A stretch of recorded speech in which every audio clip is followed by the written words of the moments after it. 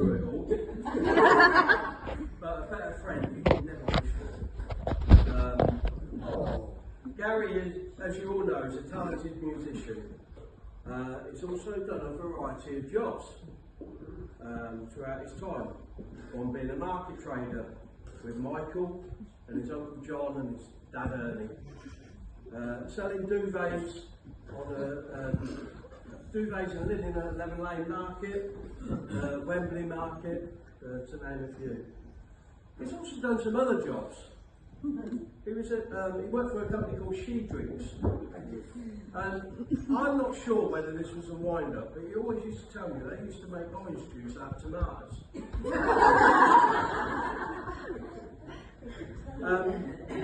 He's been a pizza delivery driver, a milkman. He's been a milkman, and I have the scars to prove it. I remember one morning after a gig on a Sunday, we'd go out and we'd deliver the milk. So we'd get in from a gig about 1 o'clock, and then we'd be back up at 3 o'clock to go down to the dairy to pick up the float, go and deliver the milk. I was still quite young then, couldn't handle the alcohol, I still can't, but and I remember tripping over a wall and I smashed my hand on 6 empty bottles and blood was all over the place. And he said to me, are you alright, can you finish the round? And thankfully Helen came to the rescue with her husband at the time and managed to get it sorted. So he's also been a... I had to finish the bloody round on my own. He's also been a bailiff with Paul, going around and collecting. He trained, well, he went for a job interview at a drainage company. I remember that. And it lasted one day because he just couldn't stomach the smell. He trained as a plumber. Ask my sister about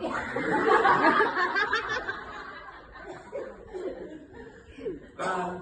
As you all know, he's been a lorry driver for Panasonic, musician, guitarist, first generation, cover up, Gary J, the Eagles, Glam Slam, Tuxedo Nights, and the Retro Rockets, to name but a few. I've also known Sarah for 37 years. There's absolutely no way I'm going to turn up this opportunity.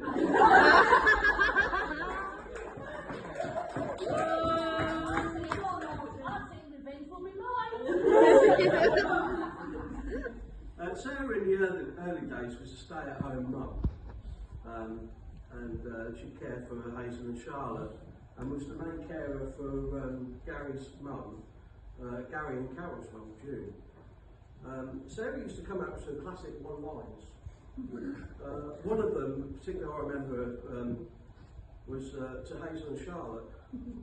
There's one time at the Clifton's house, the kids had been playing up and constantly coming downstairs in the night before. So Sarah said to them on this one occasion, if you wake up in the middle of the night, stay asleep. I was 14 when I first met Gary and Sarah, and I used to hide my cigarettes. We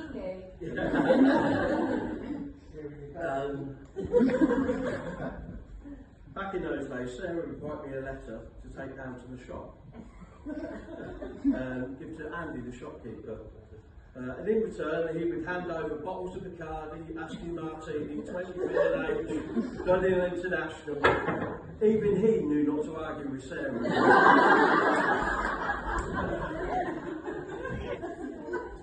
There was a lot of celebrations in those days. Someone would declare the curtains open and we'd all be invited to a party. The guitars would be out and Ernie, Gary's dad, would get on a double bass. And out would come renditions of Grandma's Feather Bed and the Chewing Gum song.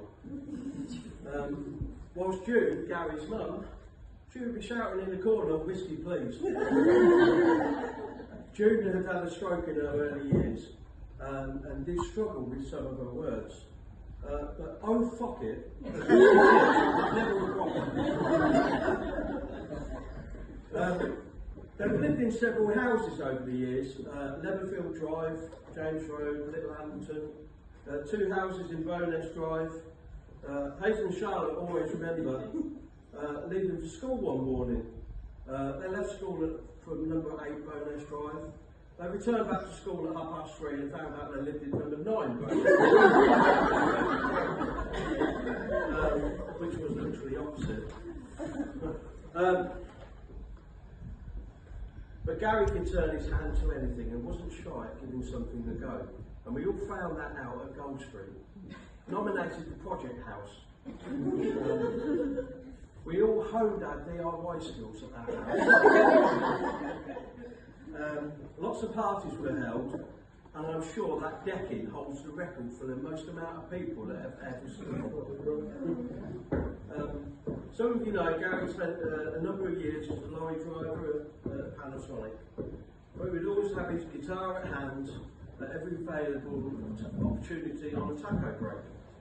He did tell me one time when he bought a Bluetooth adapter to plug into his guitar, and he would sit there and he would play the guitar, and also all these different lorry drivers would come up and they'd come by the side of him, and they tune their radios into Gary's guitar and have their very own concert. So we all knew what he was destined to do.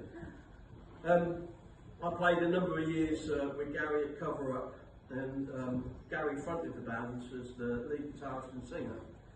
But according to Hazel, I was just a bass player. Yeah.